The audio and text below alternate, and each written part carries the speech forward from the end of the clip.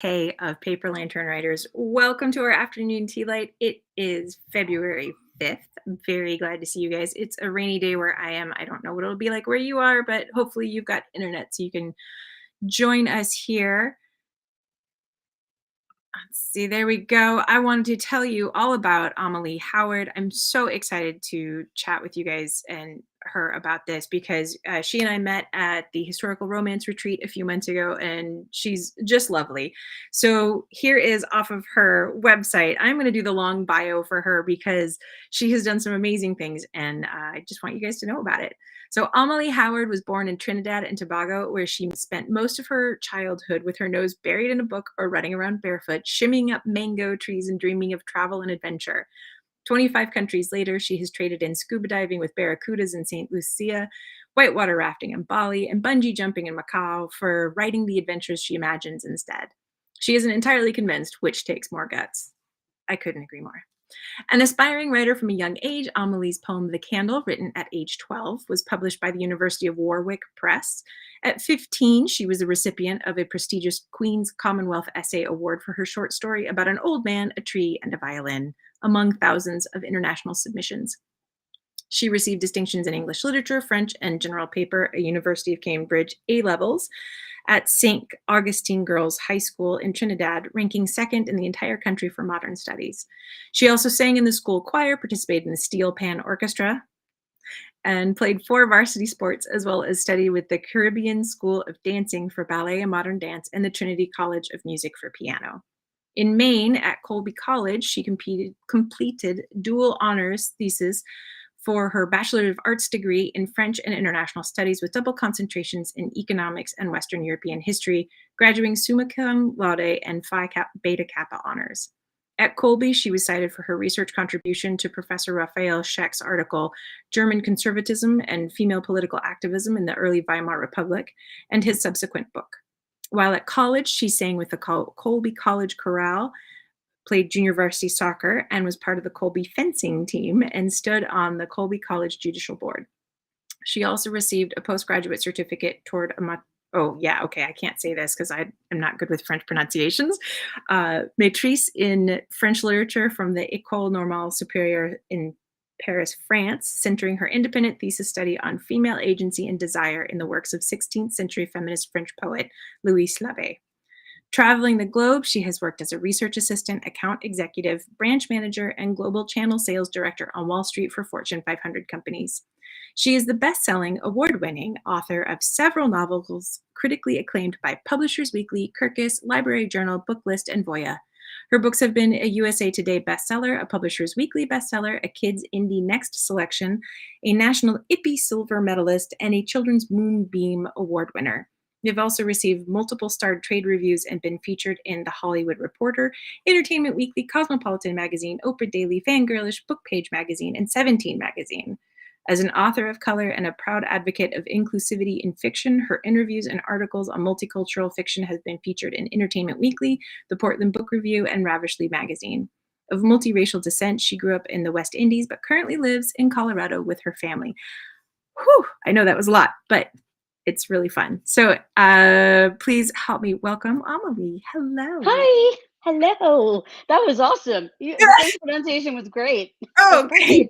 Yeah. Yeah. Maîtrise is like a master's degree. So I only did like half of it. And they told me if I came back that I could finish it. And I just never did. So, but I got a certificate. So that's nice. So that's something. You can put that on the wall. Yeah, exactly. And it's in French, which is even cooler. Yes. Yes. Exactly. Fantastic. Well, so we met at HRR, the Historical Romance Retreat, and you were on a panel talking about essentially inclusivity and diversity in that panel. And we got to talking afterwards. And I'm also reading The Princess Stakes right now, which is this gorgeous book.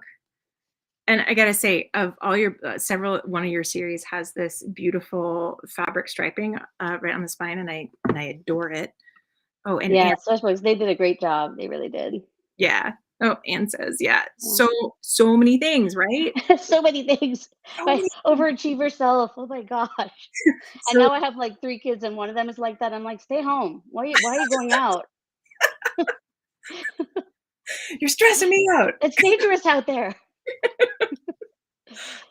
I feel like I am with you 100%. So one of the things that we have in common is scuba diving, and another one is motorcycling.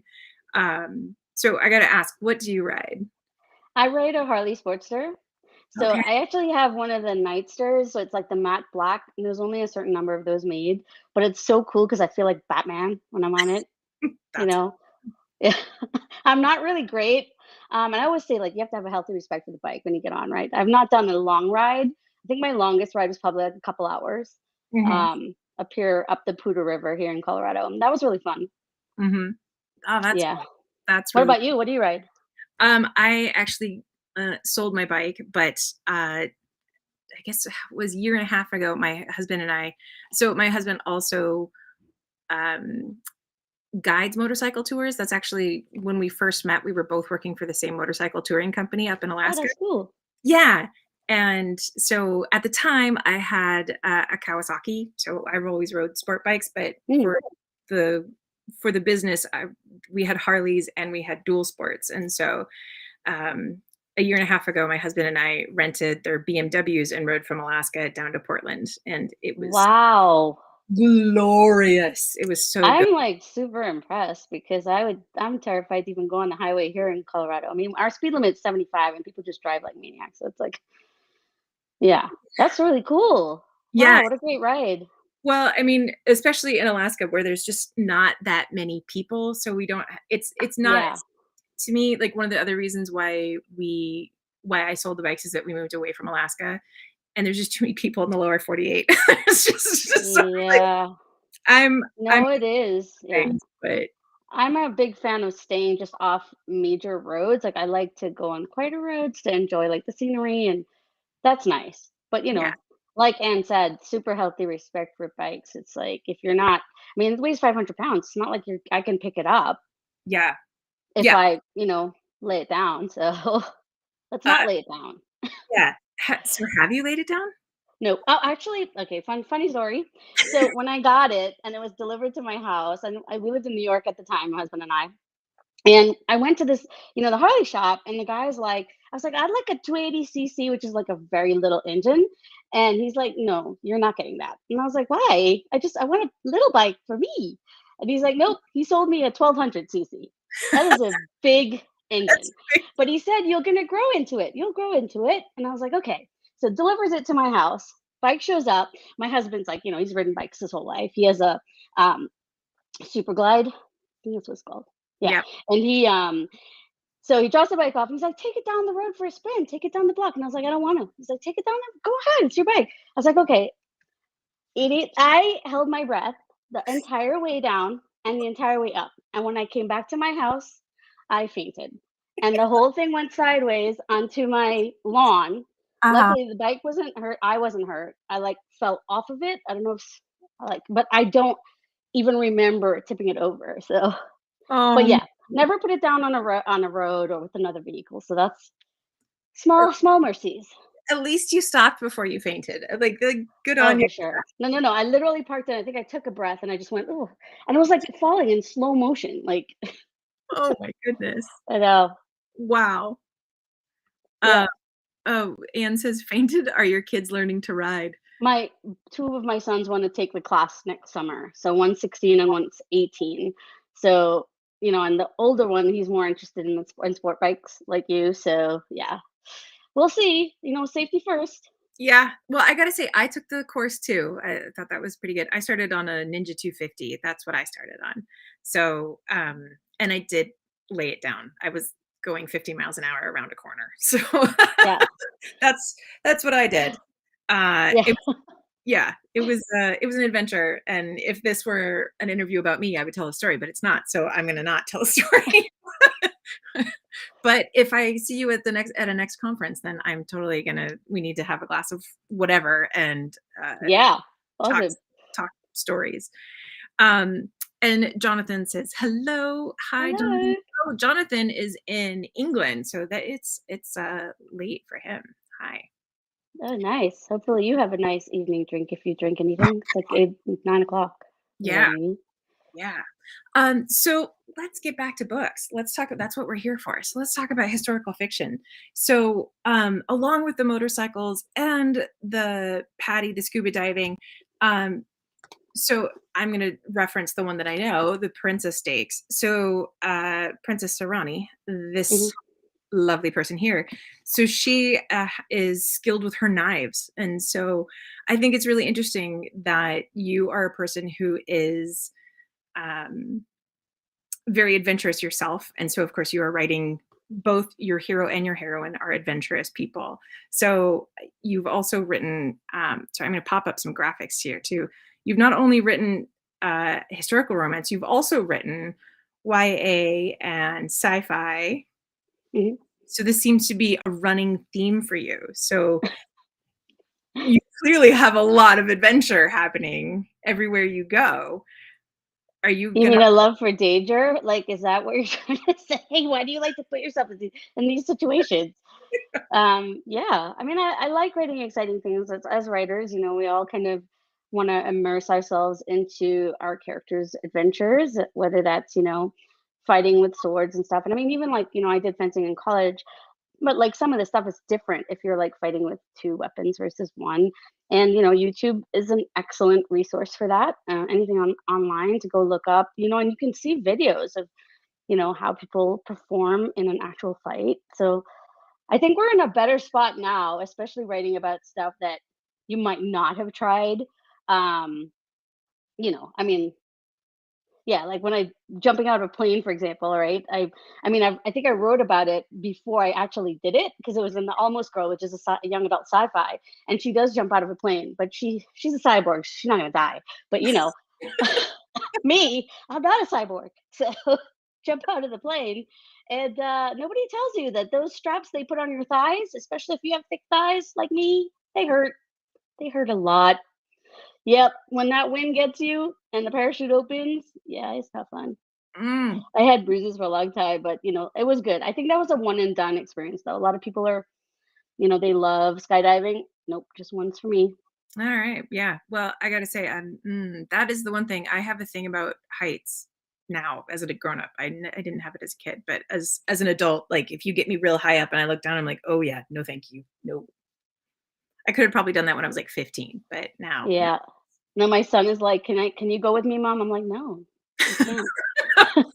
Sorry. Mm-mm. Mm.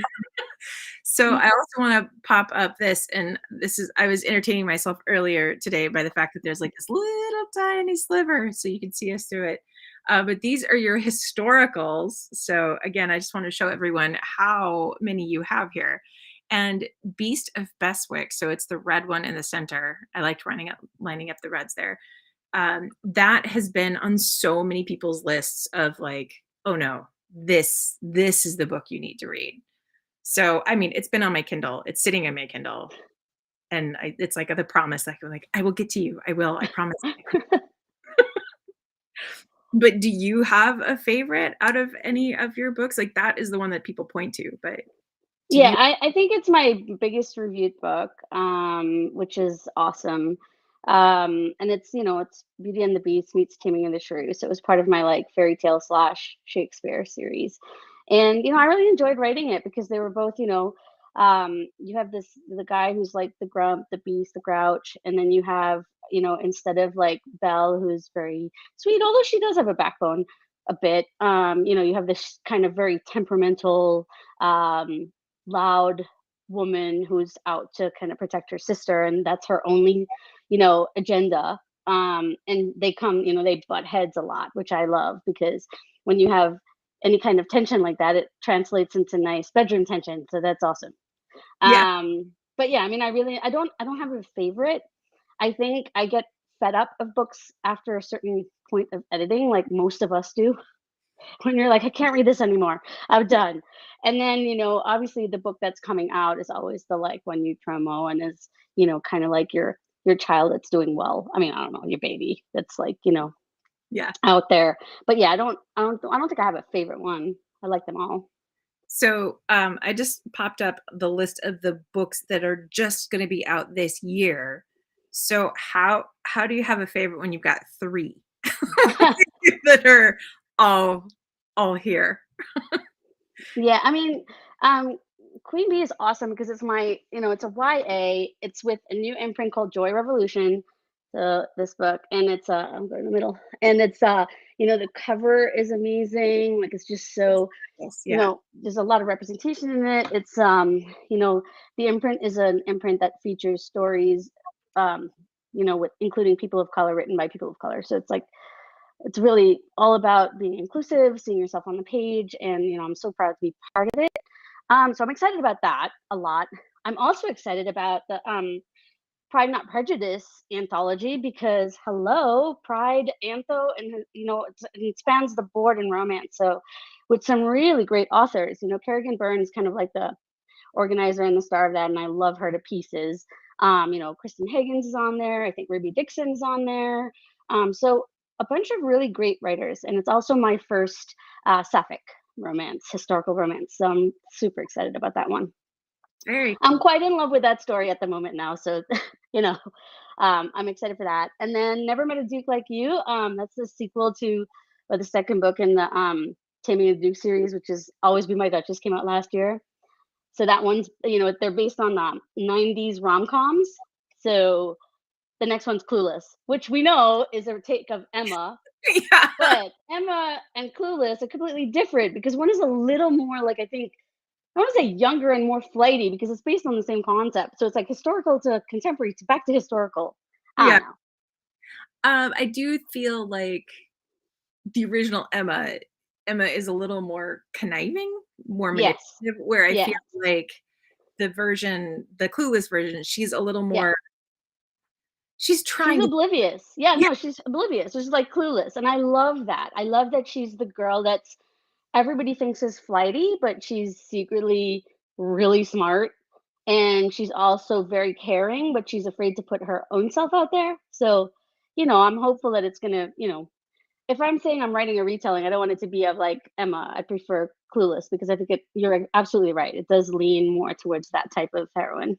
yeah, it is a little it's a different flavor Hmm. behind it. Yeah, absolutely.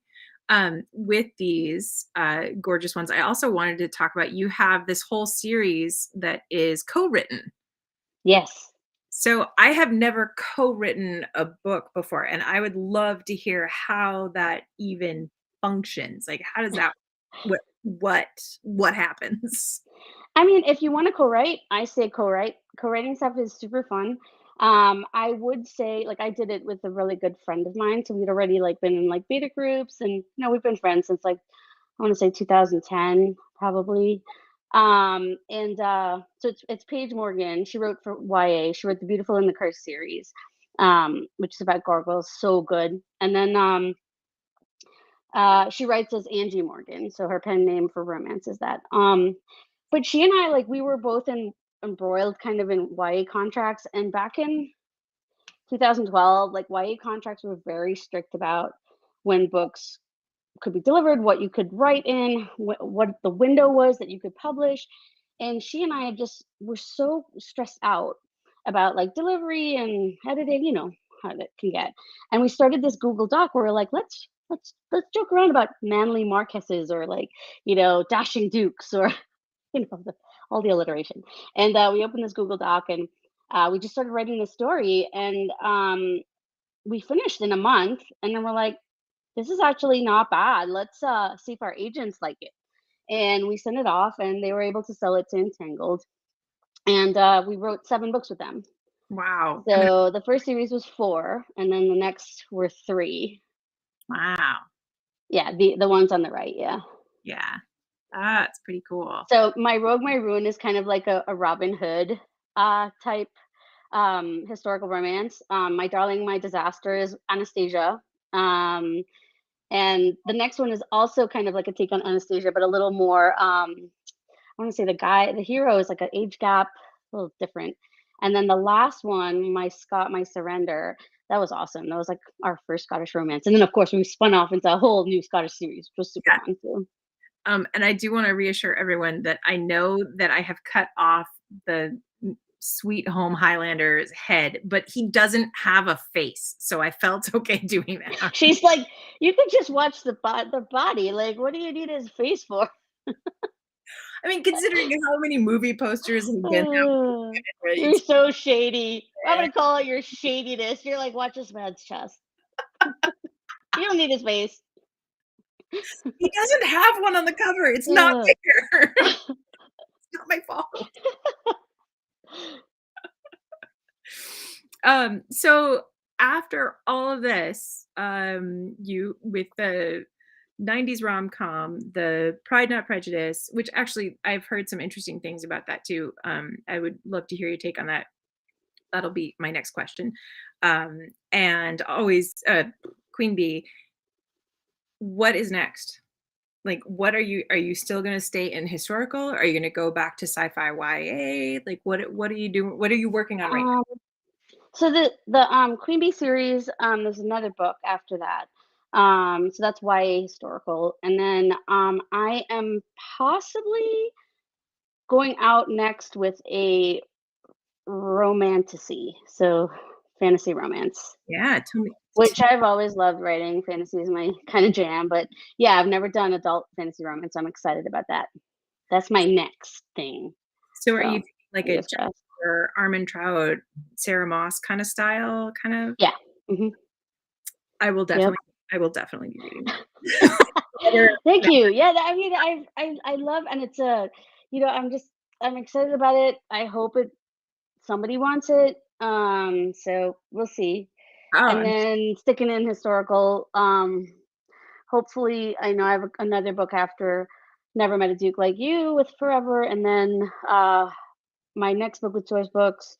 Um, oh my God, why is the title slipping my head? That comes out in January. Ah, it's to do. I don't know to remember it.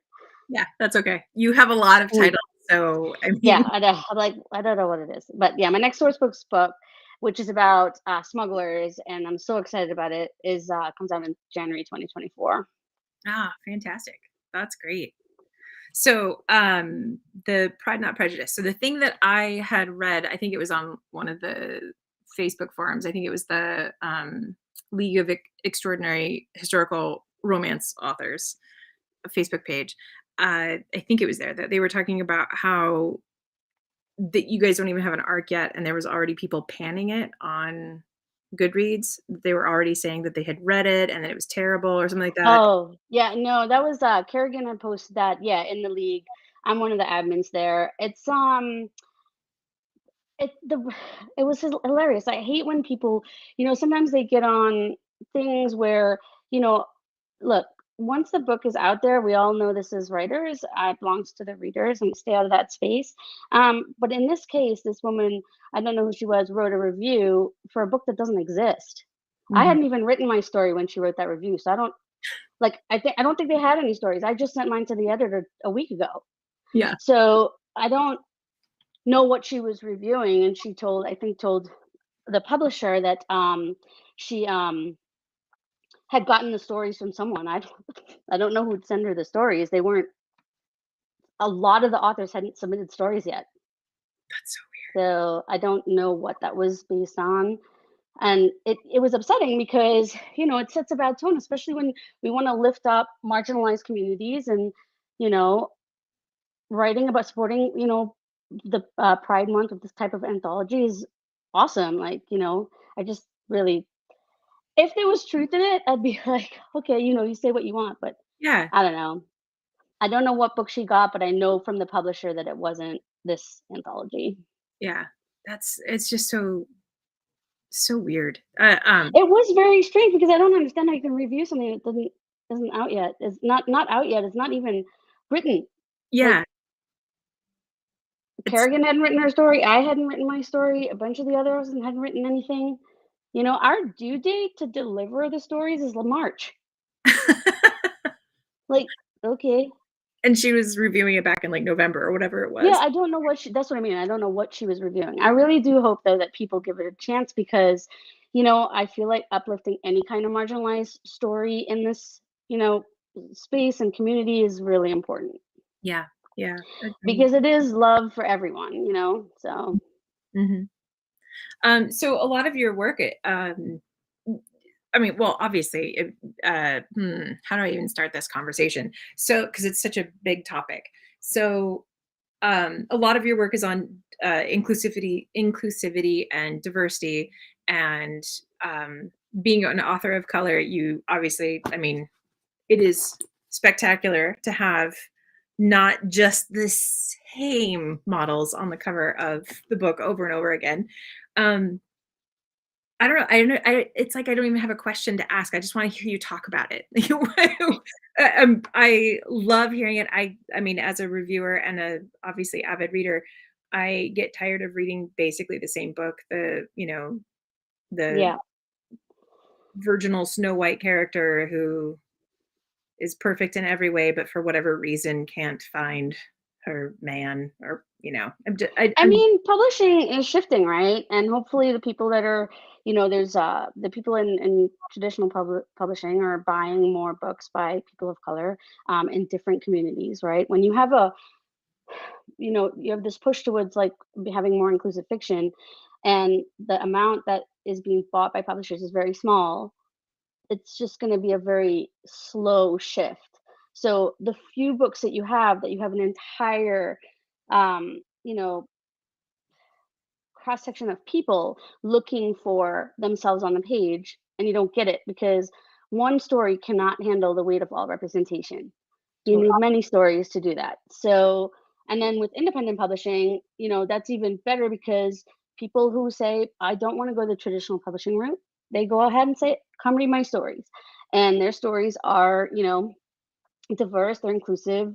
They include people of color, they include LGBTQIA plus people, they include non-able-bodied people, non-able-minded people. I mean, it's great. It's very, very that push on the independent publishing side is fantastic because traditional publishing is slower to move Mhm. um, for obvious reasons. But I think it is moving. I don't think that it's fast, but Yeah, but there were definitely more stories now than I mean, and you look at someone like Beverly Jenkins, who's been writing it since, you know, forever and ever. She's literally the queen, and I adore her. I love her. I think she's, a very, very classy author. yeah, she really is, and I gotta say, I am always in awe of how generous she is with her time. Hmm. She's Yeah, incredible. I've, thought about approaching her for this, but I'm also like, I can't, I you can't. can. I mean, she'll say no if she can, or she'll say yes if she can. Yeah, So no, yeah, I've been on a couple panels with her, and she's just, I mean, apart from being very intelligent, she's a very empathetic person. So when you hear her talk, it's very inspiring. When she says, "I've been doing this a long time," I mean, she has, yeah, and her work is incredible. So we need more, right? We need more of those types of stories. I was very happy that Sourcebooks, decided to publish this. I mean, it was a few years ago, and I was happy to see a person of color on the cover. So yeah. So what was the first thing you published? What was your first book? my first book was Bloodspell, which is it's vampires and witches. Mhm. And it's, I mean, that was back in the Twilight era. Yeah. But I've always been a fan of Anne Rice, and I still remember, I don't know, it was a reviewer or someone said, "Oh, you ripped off Twilight." I was like, "Hang on a second, I ripped off Anne Rice. Let's be realistic." And I met Anne Rice a few years ago before she died, obviously. And she asked me about, she's like, "What's your book about?" And I was like, "I love you. That's what my book is about." She was very kind. She was very kind. What was your favorite Anne Rice book? Mine, Queen of the Damned. Yeah, it's a good one. Yeah. Yep. I, But I uh mean, I read Lestat and Interview with the Vampire and all those, and the witches ones too. I read those as well. I didn't read any of her erotica, but I've heard those are pretty good. yeah, I haven't read her erotica either, but yeah, same, heard it was good.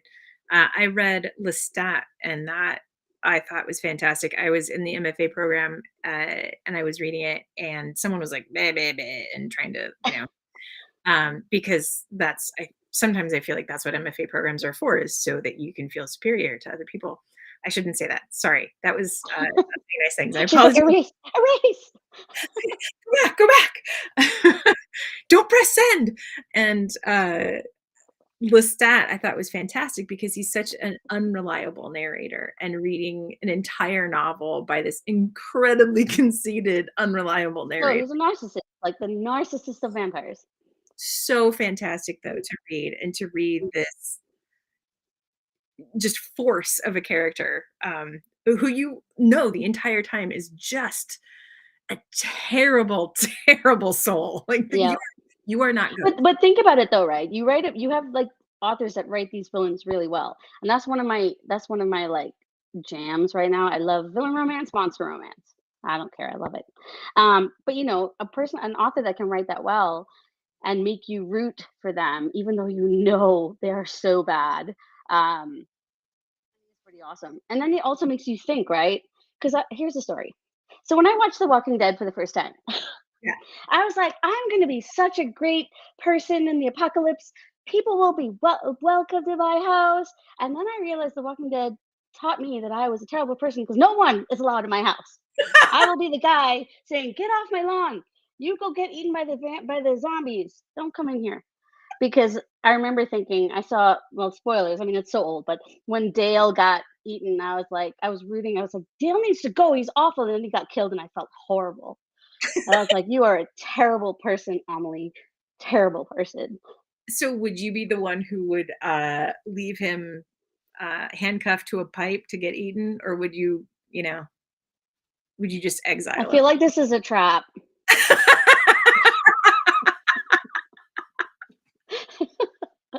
This is I'm not answering that.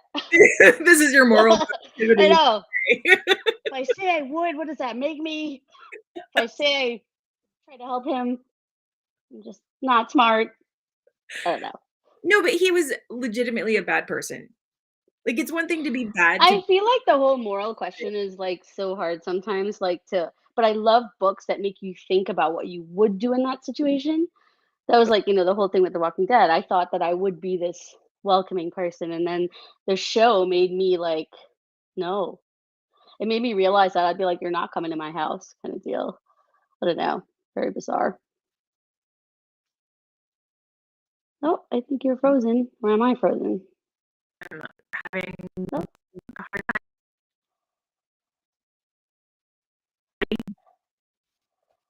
oh, I think either you're frozen or I'm not frozen. So, time.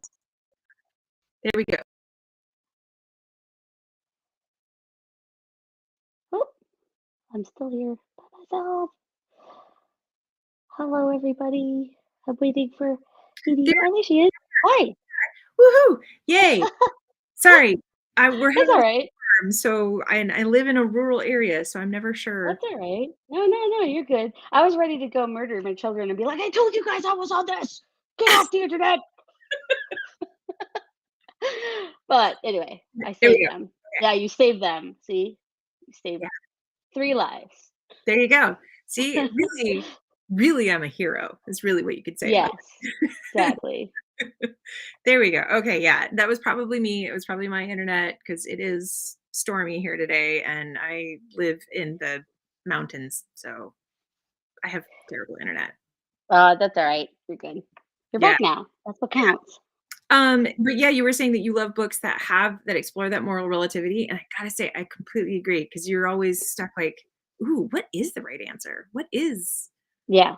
There's one right answer that you can answer to yourself as the reader, and Mhm, then there's the answer you give to everyone else because their opinion of you is gonna matter to some degree depending on who you're sharing that with, right? mm, mhm. So if you shared it with your spouse or, a good friend or something like that is very different if you're, talking to a bunch of people you just met and said, "I would totally leave Dale to die." I would not. Okay. Yeah. I feel like my moral relativity moment of Walking Dead was when, oh god, now I'm blanking on their names. Daryl and the young girl, like, again, spoilers, but again, if you haven't seen Walking Dead, you're not gonna watch it, so just Yeah, don't. no. Uh, but it's, like, right before it's the Atlanta season, and they filmed the episode in Grady, which is the hospital I worked at in Atlanta, Oh, right on. and Okay. so and honestly, I was like, Creepy. Yeah, no, I can see that totally works. Yeah, you should definitely film episodes of Grady because that, yes. And they have this moment where she basically gets drunk for the first time because she's like 19 or whatever. And he's hanging out with her, and they have like this total connection. And you're also like, dude, he's a greasy, almost 40 something, Yeah. like, no, but and she's like this beautiful, like, very sheltered, like, grew up during the apocalypse, like, she just, and she says in there, I just wanted to go to college and go to a party and kiss a boy and just do the things that everybody got to do. And he's like, I didn't do any of those things. And she's like, but you're different. And Yeah. they have this connection. And I felt like maybe I was a terrible person when I watched that because I totally wanted them to have a thing, even though I was like, that's inappropriate. And Daryl's character is like, this is inappropriate. And I don't know. I Yeah. wanted to have them have a moment, and then I felt like a bad person because I was like, "This is inappropriate." Well, again, it depends, right? Like, I mean, you could say I love age gap romance, and then, I mean, my brother and his wife, they have an 11-year difference. Obviously, if you put it super young, it's gonna be weird. But you make it older, age starts getting irrelevant. Uh, So I have an 11-year age gap with my husband, so, like, yeah, clearly this is not a thing. Yeah, and we got together when I was 25 and he was 36, so yeah, that was kind of a big deal. And I am still, I am a fan of age gap romances as long as it's not, like, 40 and 19. And that's actually the other issue I have with some paranormal stuff, where it's always like some 500-year-old dude who falls in love with like a 17-year-old who's never been anywhere or seen anything. And I'm like, yeah. Why? That's Really? pretty much Bloodspell. So don't read that. Oh, okay. Don't read Sorry. the stay away, okay? Just don't read it. I'm kidding. I mean, look, that whole concept about like, the old vampires and then teenage heroine, yeah, it's creepy if like, but at the same time, if you're stuck at 17 or however old you were when you turned, and yeah, you've lived through a lot of experiences, but I mean, it makes you think in terms of your own age. Like, would you be the same at 17 if you were in your body, having lived through your life, but also seeing yourself change? I think it's like a mental, physical, and emotional, very Mhm. complex thing to think about. Like, I don't know. I mean, I could always get past it, but some people definitely can't. So, I guess I would be able to get more past it if there were more 500-year-old female vampires going after a 17-year-old boy and being like, no, no, no, you are clearly very special to me. yeah, you're the special one. See? See how Yeah. weird it is? It's weird because there's no one who's like, "Oh, yeah, 17-year-old boys are really I am." feel like in romance, especially, or any kind of fiction, yucking somebody's yum is always like a possibility because somebody might like something you'd say is not your alley. So I never say anything. I just say what I like, and I very rarely talk about what I dislike. Because Yeah. I was gonna say what I dislike just now, and I was like, "Oh, someone might like that," so let's not say that. Don't I ask me. yeah, I mean, it's really I don't know what's wrong with me today. I'm just saying all the things. I should She probably really is. I hope you all listening are taking note of her, like, spilling her secrets. I know today's the day. It's there's something about the rain that's got the truth serum going. So just if you need some secrets, today's the day. Okay, I'll say what mine is, but if I see, like, daddy in a book, I, like, literally have to, like, read over it. I'm I love age gap because I think when it's done well, it's actually really great, but I can't see that word. I just I don't know why.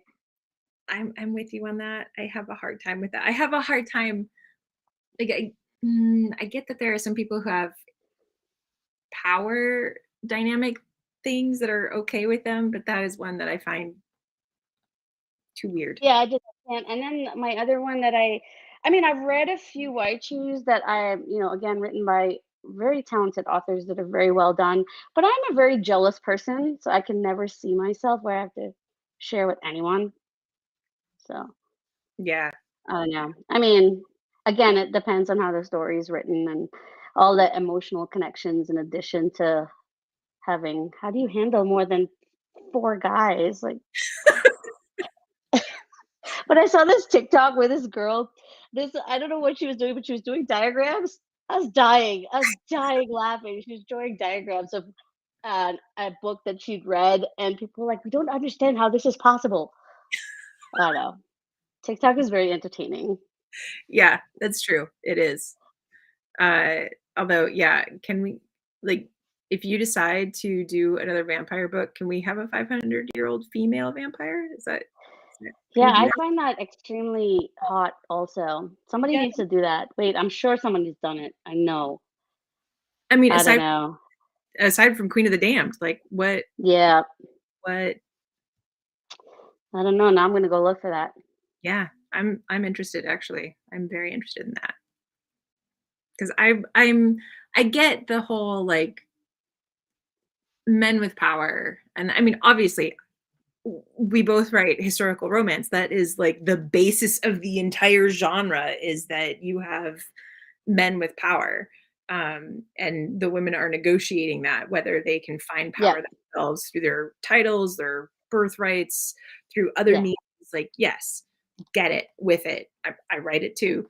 Um, but yeah, I'm interested in expanding those possibilities. I want to see different ways because it's not always like that, yeah, different. yeah. Like I I always, feel like if I were to write a story like that, I'd probably write that now.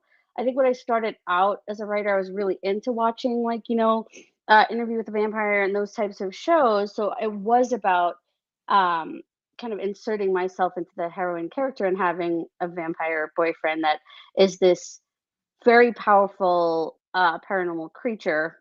Take the patriarchy out of it, but like that you can kind of break down to a mortal kind of level, yeah, you yeah. know?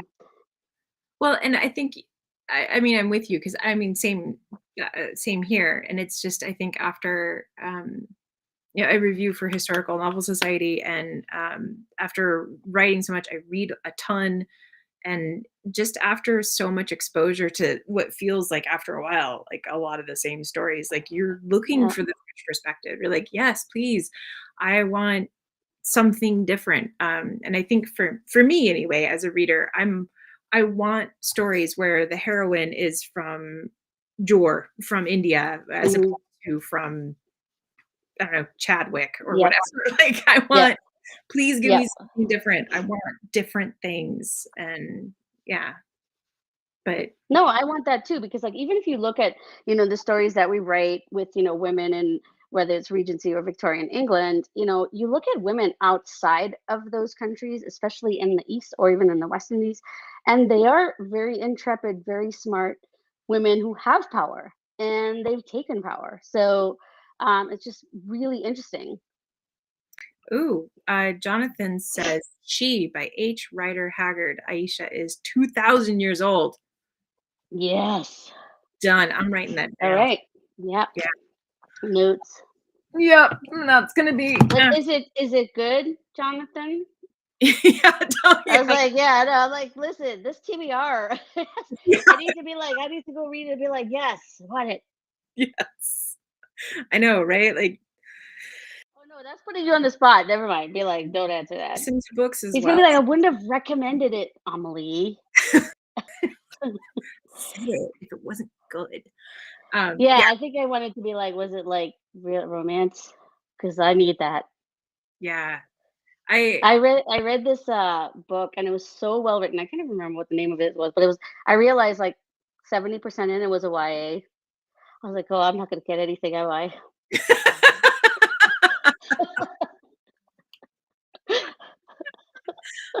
Oh, wait, this is a Oh. movie? Anne says, Oh, wait, it's a movie? Oh, right on. "Oh, yeah, there you go." Cool. It says, "Many years since I read it, but I saw the film and she ages on screen." Oh, there you go. So what you're saying is that there's not a perpetually 17-year-old female vampire is really what who sparkles in the sun, is what I'm getting out of that. There's no sparkling. That's No, fairies. oh, It's sparkling. fairies. Fairies. Yeah, do you have a sparkle opinion for vampires? Are you a Yeah. I mean, like I said, School of Anne Rice, they have things, and sparkling is a fae. It's a fae yeah, thing. yeah. Um, But, everybody kind of invents their own mythology to be fresh and different, so it's nice to read things that are different. Yeah. Yeah. But if I were to choose, yeah, I would be more of the old school vampires. I like the fangs, and listen, I had porcelain fangs made, You okay? did? I did. I had them made because I was obsessed with vampires, and I was either a witch or a vampire every year for Halloween. Do you have them? I think they're somewhere because I moved 3 times, Oof. and I have, like, precious boxes, and I think they must be in there, but they were, like, custom made, and they went over my canine, so, of course, my teeth have shifted a lot since then, but yeah, they were cool, That sounds and like they curved on the back slightly, so, like, you could the point was yeah, and they weren't part of a whole set of teeth, they were, like, 2 individuals, like, that went on. Oh, so cool. so are you gonna go to HRR again this year? I can't because it's at Halloween, Yeah, and we have family stuff. because I was Yeah, gonna say I did tell her that, which would yeah, I know I would love to, but I just feel like it would just be it's one of those, when you pick holidays or you tell your husband that he can't travel for a certain period, and then you're like, "Well, I could go." No, I'm at home. My Right. daughter is only 13, and she likes to go trick or treating, and her brothers are one's 18 and, at college, and the other one doesn't like people, so it's usually up to us to take her.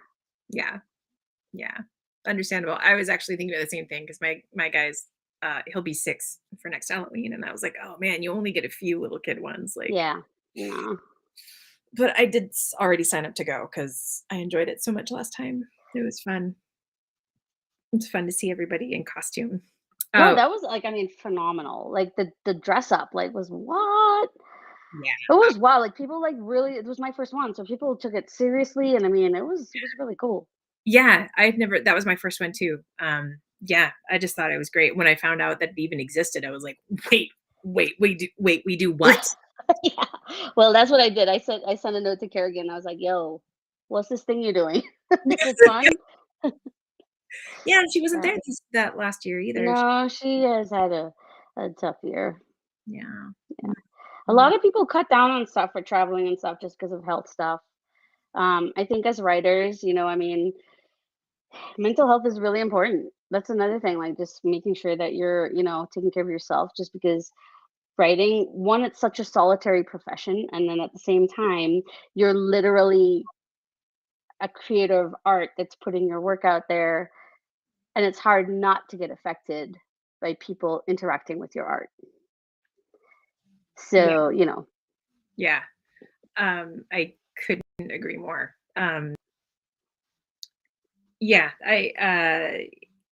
do you have any top tips for writers, do you think? Like, I mean, obviously mental health is important in terms of like, I don't know whether you protect yourself or like I think self-care is really important, and then also, like, like any kind of artist, like, when you put your stuff out there, you just have to really tell yourself because people are like, "You're gonna need to grow a thicker skin."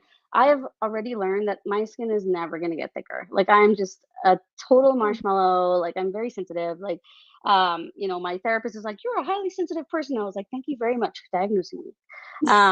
But, I have, like, I mean, I've been diagnosed with OCD and PTSD. It's like a bunch of stuff that I am working through with EMDR, which is like a therapy for trauma. But I mean, I think you have to put stuff in place to make sure you're taking care of yourself so that you can take care of your family if you live with other people or if you're on your own, especially if you're on your own, right? That's also important. Um, yeah, I mean, I feel like it's well, what I was gonna say is when you put your stuff out there, it's not yours anymore. That's the thing you have to tell yourself, not get a thicker skin. You have to tell yourself, once you put it out there, it's people are gonna interact with it how they're gonna interact with it. It's gonna be informed by their life experiences, by what they, did that day, by if they broke up with somebody. I mean, that's how it is for us when we look at art. So, you might read something one day and it's completely different to when you read it 3 years down the track. And then that's definitely happened to me. So yeah, I mean, as far as absolutely. advice for writers, like, yeah, you definitely have to carve out self-care stuff. I think social media can be very toxic. And it can be very toxic because there's no nuance in, on online stuff. And especially if it's like a place where lots of opinions happen in a very quick period of time, and everybody tells you don't engage. And it's hard because you want to engage, right, but you can't. Mhm. So Yeah.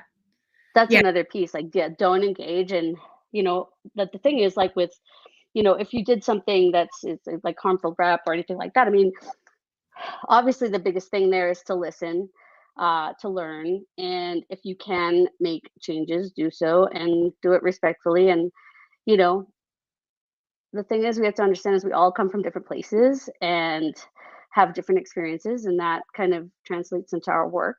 But it doesn't mean that you are, it's a monolith, right? It's so many different people, places, countries, Yeah. experiences. Yeah. Absolutely. I feel like there's a lot of discussion about, Oh, you went not off oh, again. Yeah, you dropped out again. ah, dang it. It's gotta be my internet. I apologize. This That's all right. What were you saying? Oh, well, at least your face froze in a nice smile. Like, my face is always, when it freezes, is very not great. She's definitely not on anymore. Hello? Let's say hello into the void. Edie. All right.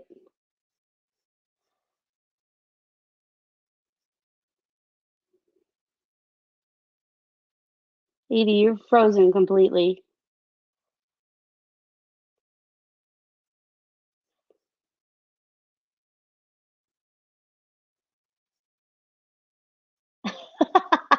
Yeah, totally. It's like protecting her. It's like, please keep your stuff to yourself. Stop giving up your secrets.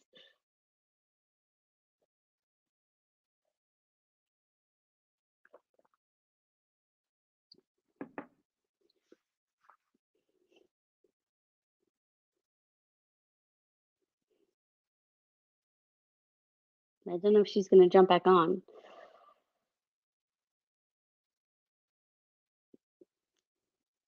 I'll just wait.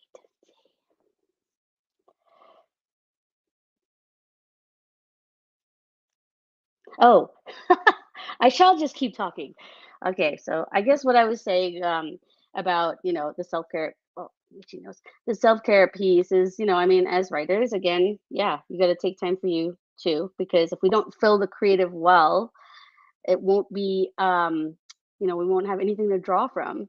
I think burnout is also a real thing for writers. And if you're not careful about refilling that creative well, and also, practicing good, healthy self care, you can burn out pretty fast. I know lots of people put out books like, you know, a lot or quickly. I'm probably like a one or two book a year type person. Sometimes I'll have periods of writing where I can write a lot, and then other times I can, write 3 words in 4 weeks, which is not great. But I think that's your body and your mind telling you either slow down or go take a break, get inspiration from somewhere, and then restart. Um, that has always helped me. I also take breaks in between when I finish projects. Like if I finish a book, I'll take a break. Oh, what tips do I have for dealing with negative feedback? Negative feedback from editors or reviewers? I guess I can answer both. So negative feedback, I mean, if you're submitting to an agent and you get feedback, say that's not great, I mean, you take it subjectively because, every opinion is subjective. So if somebody says, "Oh, this wasn't for me because of these reasons," that might not necessarily be the agent that you want representing your work, or the editor publishing your work at a publishing house. Um, so just take whatever constructive feedback that's in the that's there. And if you choose to, you can incorporate it or not. If, they say this might be better in third person or first person, you can decide whether that's something you want to do or not. As far as review stuff, as I said, once stuff is published, it's not yours anymore. That belongs to the reader space. And yeah, it might suck. Everybody gets bad reviews. I think Beth Revis, she has a great blog post on negative reviews. And she wrote it a very long time ago, but I always laugh when I read it because she's like, "Can you believe there are people who don't like chocolate and puppies?" It's so funny. It's just really funny. I mean, if you go to any of the books that you loved or were huge books and you click on one star, you're going to see that somebody's going to have a negative review. But yeah, as far as agents and editors and the submission process, if you get something negative, it's your choice whether you want to, you know, incorporate that into your next batch of submissions or not. Um, don't take it personally, right? These people are people just like everybody else, and they might be having a hard day. I know that's easier said than done, but yeah, just move on to the next batch. It just wasn't for them. And I'm on agent number 4, so it's not like you're welcome. It's not like, I I haven't had to try over and over to find somebody that fit with me, and it's hard. Yeah. Anyway, I feel like I don't know where Edie is. She's like completely gone. Anyway, you guys can ask me other questions if you want. I don't know what else. I don't know what else to say. This is very random. Jonathan, it's like 11 o'clock for you right now. It's late. Are you like a night owl or a morning person? I'm definitely a morning person. I get up at 4 a.m. If I'm on deadline to write because I just think better and there's no kids around for at least 3 solid hours. So that works for me. In the evening, I'm too exhausted. Yes, or to have an agent. And I'm not sure what that is. It that's a question or you're agreeing with something that I said. Um,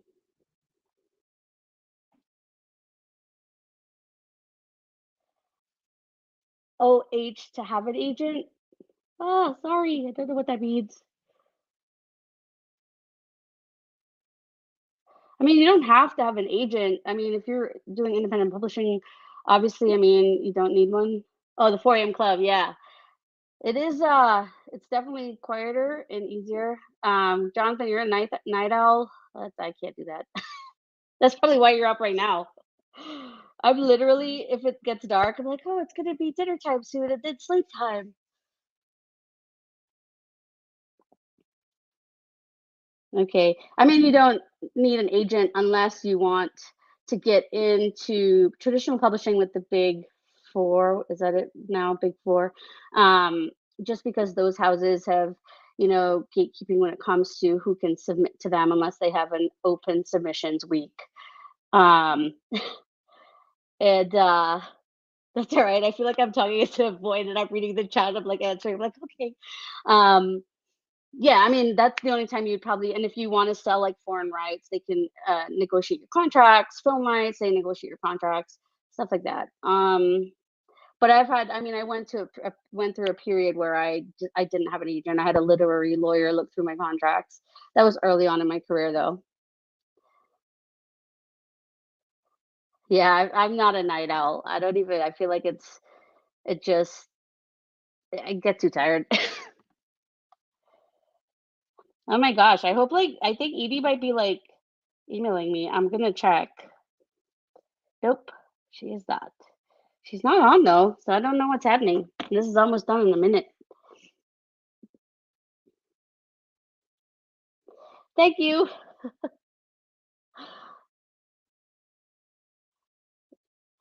Yeah, I mean, yeah, writing like is a very interesting career. I didn't like, when Edie read out the whole bio, I didn't do it for I didn't start until later, but it's definitely has its ups and downs. Somebody asked me about it the other day, and the whole where they say writing, being an author is like being on a roller coaster, and sometimes you're up super high, and other times you're just like, why am I doing this? I think we all do it because of love of story, right? I mean, I hope that's why we all do it. That's why I do it, because I love to write and I love to create new characters. And sometimes, yeah, we all get discouraged and stuff, but it's good when you have writing groups. And I think this is a great writing group, from what Edie told me before we started. And I hope, you know, you get kind of good support off each other. Because I think beta and critique and writing groups are important just to make us not feel so alone. And then somebody might be going through the same exact thing you are if you're submitting, if you're editing, if you're writing, and you need to brainstorm. I mean, just the other day, I have like a core group of writers, and I texted actually Angie Morgan, who was my co-writer for those 7 books, and I said, I need a brainstorm. I don't know what I'm doing with this story, and it was great. We literally talked for 2 hours, and she might say something that'll spark something creative in my own thought process, and then that takes off. So that's always great. Yep, I love doing the same, writing and creating stories. I wish I could, like, show those. She put it on the thing. But anyway, it's like 401. I'm wondering if do I just say bye and say, "See you later." Don't know what to do now. Um, anyway, well, thank you very much for having me. I think this was the end of it, with Afternoon Tea Light with Edie and Amalie. Signing off. Edie's already gone because she's having a storm. She said she was going to do some housekeeping stuff, but I guess she might have to follow up with that later. But I had a great time while she was here, and thank you to the people in the chat who asked such great questions and kept me going for the last 15 here on my solo act of chatting into um, the void, echo, echo, echo. Okay. Well, good luck to you guys in your writing, and I hope everybody has a great rest of your evening. I'm gonna go.